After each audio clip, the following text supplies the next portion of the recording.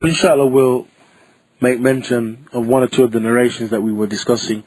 We were discussing the narration of Masruq, and we mentioned that Masruq, rahimahullah ta'ala, he said that certainly and indeed the affair of sitting with the people of deen and uprightness brings purity to the heart. And he mentioned that sitting with the people of muru'at, of good character, and of good muru'ah, and staying away from those things that noble people wouldn't do, is from the things that lead to, or that indicate that a person is upon makarim al-akhlaq, indicate that a person themselves are upon noble character. And then he mentioned likewise that majalasat al-ulama, to sit with the ulama, purifies the heart. We similarly mentioned the statement of Wahb ibn Munabbih, where he said, istakthir min al-ikhwan mastata'at. Be plentiful in accompanying and having brothers, yani having many brothers or sisters as the case may be, as much as you are able. He said, فَإِنْ أَغْنَيْتَ عَنْهُمْ, if you have no need for them, then they will not harm you. But if you need them, then they will bring you benefit. And we said the fact that this indicates then that they understood, the Salaf of this Ummah understood that a true brother and a true sister is one who, when you have no need to accompany them, you will not receive harm from them. You won't hear somewhere in the grapevine that they've been speaking about you, or speaking ill of you, or of your family, or of your children, or what have you. Rather, they are those who, if you have no need to accompany them, they will not harm you. But if you have need for them, then they will bring you benefit. Not that when you have need for them, they're the ones that hope to see your affair destroyed, and hope that things don't work out for you, and have that strong malice and rancor and hatred when something works out well for you. That is something that we should remove from ourselves, and we should fear Allah Azza wa Jal as it relates to our brothers and our sisters. Fear Allah subhanahu wa ta'ala in relation to the blessings of Allah Azza wa Jal upon them. Because when we have that hatred, and when we have that hasad and that jealousy, and when we're filled with rancor because we see our brother or our sister having good, what we're ultimately saying is, I am displeased with the decree of Allah Azza wa Jal. Because Allah subhanahu wa ta'ala has decreed that that sister should receive what she received. When we're filled with hatred for it, ultimately we're saying, I am displeased with the decree of Allah. I wish that that did not occur, and that Allah Azza wa Jal did not decree for them such and such. And so, ikhwan, our hearts, no doubt, are in question. And the condition of our hearts are in question when we have that attitude for our sisters or for our brothers, as the case may be.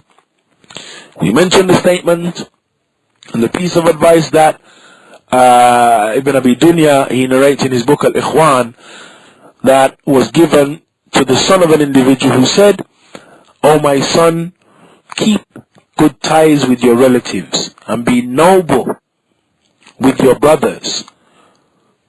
For indeed, you should let your brothers be." And him advising with the type of person you should accompany.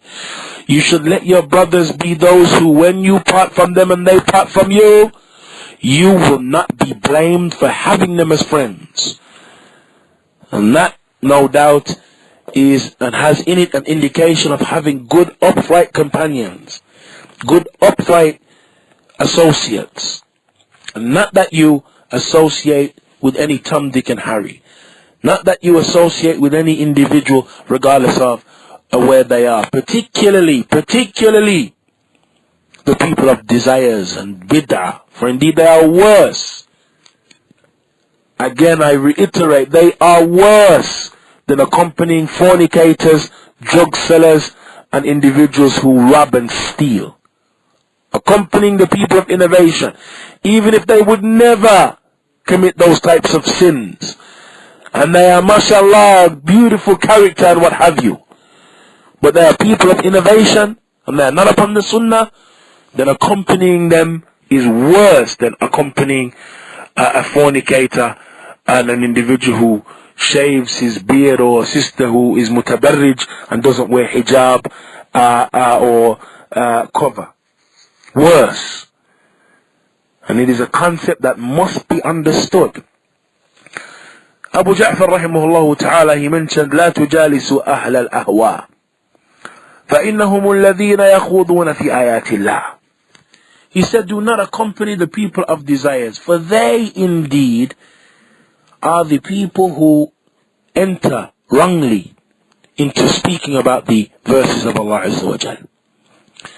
Abu Hamza al-Shaybani, he mentioned when he was asked about al-Ikhwan fillah, who they are, who are your brothers or your sisters for the sake of Allah, he said they are the amiluna bi ta'atillah, they are those who act upon the obedience to Allah.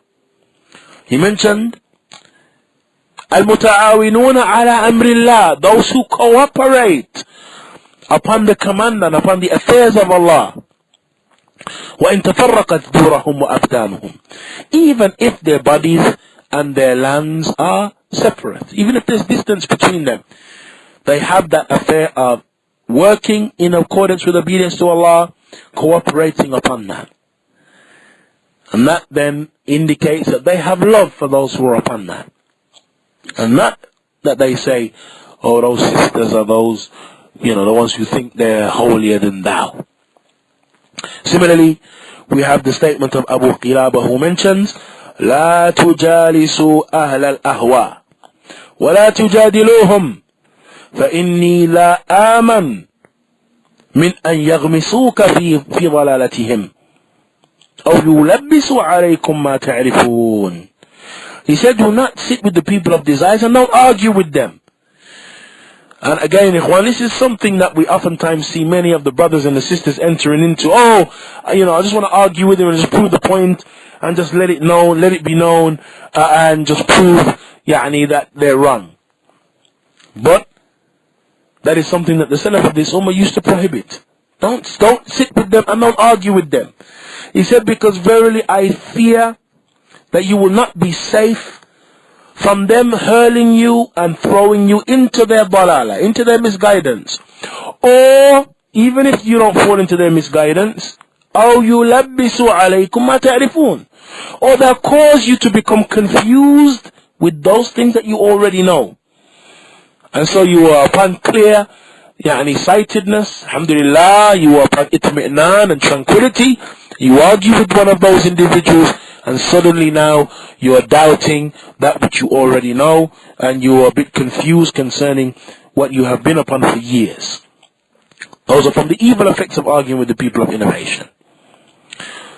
And so the people of innovation and bid'ah are avoided by all means. Fudayl ibn Iyad rahimahullah ta'ala, he mentioned, لا تجلس مع أصحاب البدعة أو مع صاحب بدعة فإني أخاف أن تنزل عليك اللعنة والعياذ بالله. He mentioned, do not sit with the companion of bid'ah. Why? Because verily I fear that the curse of Allah will fall upon you. And the curse of Allah, ikhwan, no doubt, when Allah Azza wa Jal punishes an individual or punishes people, on some occasions, those who are in proximity to that individual is encompassed by that punishment. Now, those who are in close proximity to them are encompassed by that punishment. And that is why the people of evil and shar and the people of bid'ah and innovation are avoided. Because it may be that you become encompassed and affected by the punishment when it comes to them from Allah subhanahu wa ta'ala. And one of the proofs of that is the hadith of Aisha radiallahu anha, wherein Aisha radiallahu anha mentioned that the Messenger sallallahu alayhi wa sallam, he said, يغزو جيشنا الكعبة فإذا كانوا ببيضاء من الأرض يخسف بأولهم وآخرهم. That an army will come to fight and destroy the Kaaba. And when they are in an open, desolate land, yani as they journey towards the Kaaba, Allah will cause the land to open up and swallow the first of them and the last of them. And so Aisha radiallahu anha, she queried, كيف يقصف بأولهم وآخرهم وفيهم من ليس منهم وأسواقهم? How will Allah, and why will Allah cause the earth to open up and swallow all of them, when from them may be individuals who have just come to buy and sell and are just present buying and selling, or individuals who are not from them even, but are just with them, and he has come for the journey or taken a ride, whatever the case may be. The Messenger ﷺ responded by saying, يُخْسَفُ بِأَوَّلِهِمْ وَآخِرِهِمْ ثُمَّ يُبْعَثُونَ عَلَى نِيَاتِهِمْ. That he said that the first of them and the last of them will all be swallowed up, and then they will be brought back upon their niyyah, upon their intent. Yani, they'll be destroyed and swallowed up, but Yawm al-Qiyamah, they will be brought forward in accordance with their niyyah. If they weren't involved, then no doubt they will not be punished on the basis of that. But they will be encompassed by the punishment in the dunya. And that, no doubt, the scholars, they extrapolate from that the evils of accompanying individuals who are upon sin and are upon evil and are upon bid'ah. When the la'na comes and when the curse comes, one fears that something from that curse may encompass them. And so Fudayl ibn Iyad, he mentions, don't sit with the people of bid'ah, for indeed I fear that the curse of Allah Azza wa Jal will encompass you. Similarly, we have the statement of Fudayl ibn Iyad, who mentioned, لا تجالس سيء الخلق فإنه لا يدعو إلا إلى الشر. He said, do not sit with one who has bad character, for indeed he does not call except to evil. Don't sit with people of bad character. And that is something that we find people oftentimes falling into. That the one who has bad character usually is a person or an individual who is flamboyant and oftentimes possibly very funny, and so people are taken in by their flamboyancy and by their humor, and they accompany them because they're really funny, or she's a joker. She makes me laugh every time I'm with her. I can't stop laughing. And so they accompany individuals who are known to be bad, people of bad character, because of humor or what have you. Fudayl, he mentions, don't sit with those individuals because they will call you, and they will not call you except to shar, except to evil. Similarly, we have the statement of Abu Darda radiyallahu anhu.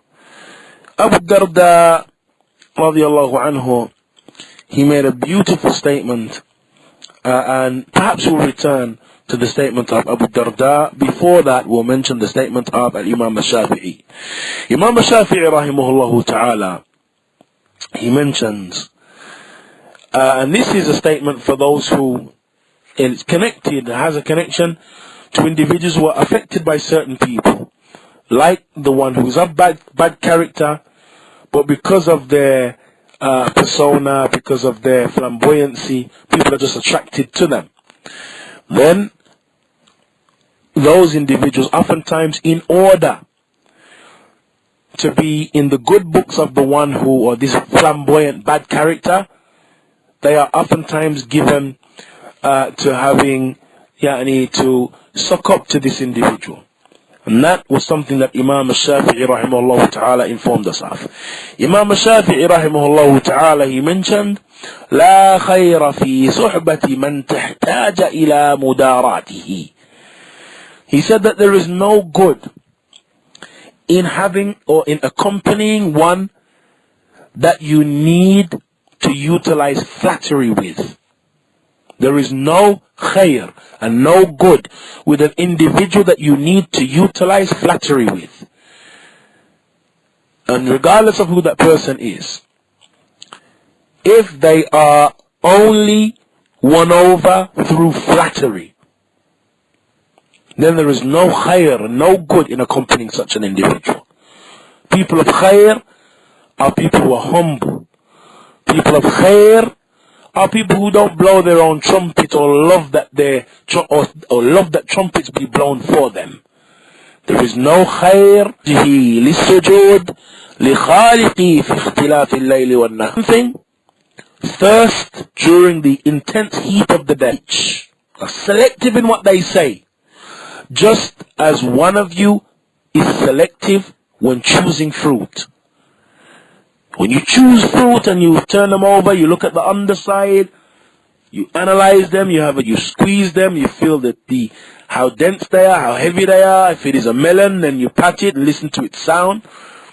Just as fruit is chosen and selected, the third thing that Abu Darda, he mentioned that he loves in the dunya, if it were not for these three things, then I wouldn't even want to remain, is to sit with people who select their speech, just as one of you selects his fruit.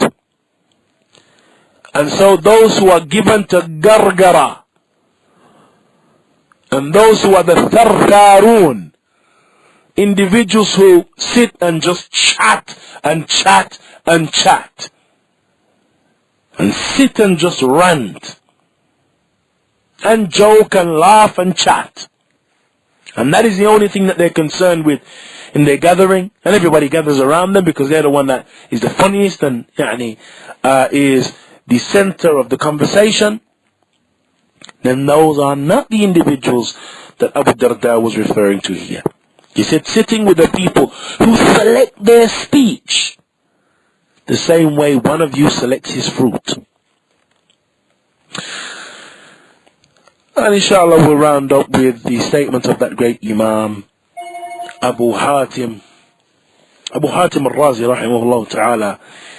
He mentions إن من أعظم الدلائل على معرفة ما في المرء من تقلب أو سكون هو الاعتبار بمن يخادنه. He said that indeed from the greatest of the indicators, from the greatest sign of that which a person is upon, from either being one that chops and changes in his religion or one who is firmly established. He mentions it is that a person reflects upon those who he takes as companions and as friends and associates. لأن المرء على دين خليله, because a man and a person is upon the religion of his friend. والطير السماء على أشكالها تقع, and birds of a feather flock together. And that then is a comprehensive statement each and every one of us should reflect upon, and then think about the friends that we have. And that if you want to know an individual, as the Salaf used to say, don't ask about him, rather ask about his friends. Who are his or her companions? Who does she spend time with? Who does she associate with? How are they? What type of character do they have? How are they known in and among the community? Are they known for righteousness and uprightness and good, or for evil and gossip and backbiting and tail carrying and destroying families and destroying relationships? Those individuals who have forked tongues and just love, actually, to get their tongues or to involve themselves verbally in people's situations and to cause harm, almost as though it is a favorite pastime of theirs. Or is that you, maybe? Each and every one of us, sisters, should reflect upon ourselves, reflect upon our character, reflect upon how we are as a companion to our companions and our associates, and likewise reflect upon the associates that we take, and make sure that we're from among those individuals who the Salaf would advise people to be with. That is the type of person you should take as a friend. We should be that individual. We should be that type of friend, and not be given and taken by peer pressure to do what is popular and do what is well known as an attractor of individuals. If it is evil, then it will not return back to us except with evil Yawm al-Qiyamah. And in the dunya, before that. For indeed, ayyuha al-ikhwah, sayyi'ah, and that which is evil, does not attract or bring about other than that which is evil. And know that good brings about good. And we ask Allah Azza wa Jalla to make us from the good companions and to bless us with good companions. That He makes it easy for us to gain by way of them His good pleasure and His ridwan Yawm al-Qiyamah. نسأل الله سبحانه وتعالى يوفقنا وإياكم لما يحبه ويرضاه وصلى الله وسلم وبارك على نبينا